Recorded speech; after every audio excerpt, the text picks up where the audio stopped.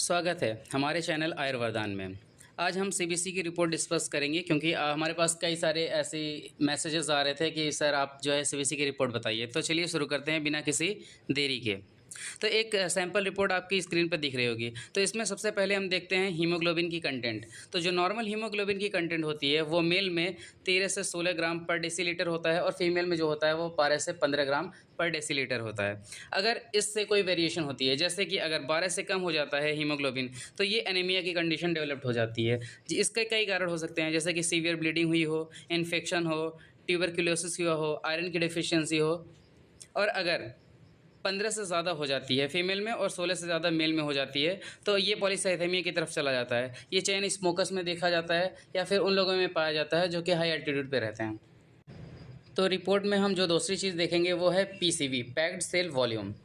तो normal packed cell volume जो होता है वो 36 टू 46% होता है। तो condition in which PCV increases.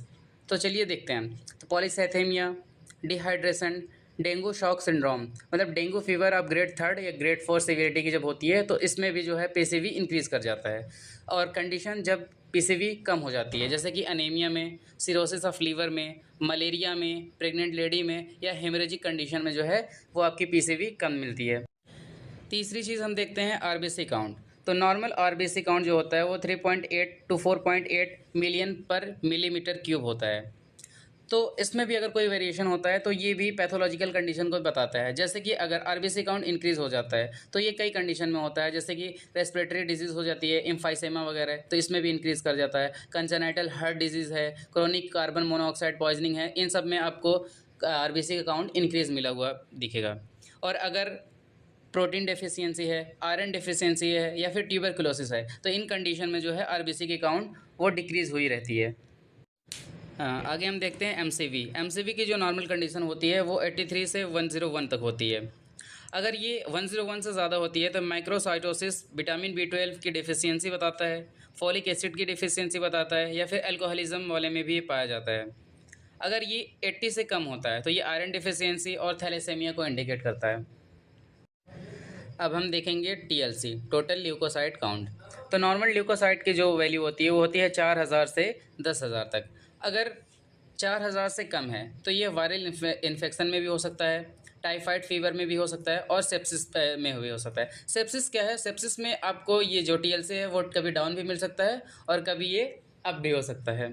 और जब अगर टीएलसी की काउंट जो है वो 10,000 से ज़्यादा है तो ये बैक्टीरियल इन्फेक्शन को शो करता है और सेप्सिस में भी ये होता है, जैसे कि हमने आपको पहले ही बताया। तो लास्ट में हम देखते हैं प्लेटलेट काउंट्स।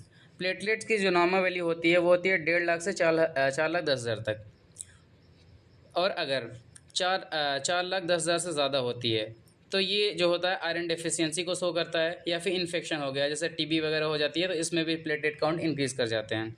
और अगर ये 1,50,000 से कम है तो ये आपको वायरल इन्फेक्शन में भी देखने को मिल सकता है या फिर वायरल इन्फेक्शन हो जाने के बाद पेशेंट रिकवर कर गया उसमें भी पाया जा सकता है। ये ऑटो इम्यून डिजीज़ में भी पाया जा सकता है या फिर सेप्सिस हो गया होता है तो भी ये कम मिलता है। तो इसी के साथ हम अब आज की अपनी रिपोर्ट जो है समाप्त करते हैं। उम्मीद है कि आपको ये पसंद आया होगा।